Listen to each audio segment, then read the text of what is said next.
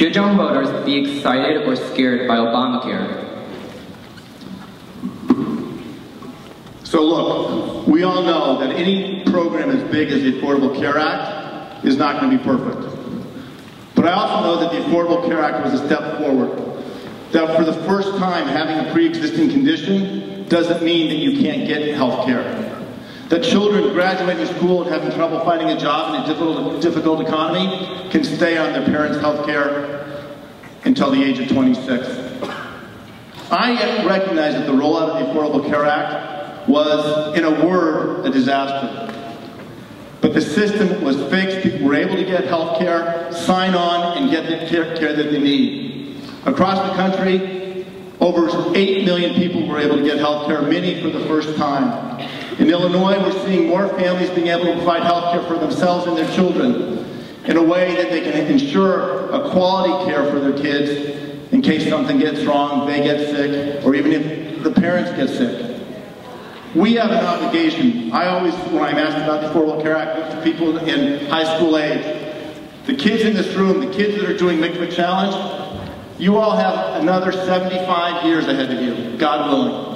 Our obligation is to make sure that we provide you care, affordable quality care, for at least those 75 years and beyond. That's what the Affordable Care Act is a step for. We have to fix it. I said, let's keep what works and build upon it, fix what's not working. And what do you see as the proper role of the federal government in the state of Illinois? The proper role of the federal government in the state of Illinois. I'll tell you what, we need the federal government. So people say, look, the federal government's gotten too big, and I believe in certain areas it has. The proper role for the federal government is to allow the state to be able to impact businesses, to be able to impact people's lives. We have some serious issues that are out there. We've got the third highest unemployment rate in the land. We've got people that are dealing with, Medicare issues, right? So from my perspective, I think the role of the federal government is the federal government can create laws that are going to be able to help in this regard. Okay, so we look at Medicare. Medicare is an important social safety net program. Unfortunately, my opponent voted to take $700 billion out of Medicare. $156 billion on a Medicare Advantage, and that's impacting seniors today. So the role of the federal government, in my opinion, is to try to make sure that we make life easier for our businesses, easier for our families. Because you know what? As we look at our families, people are struggling.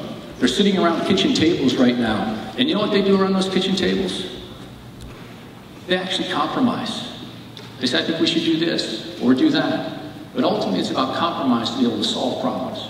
Federal government needs to be able to be helping the states in this process, but not be overburdensome. The states have a very key role to play.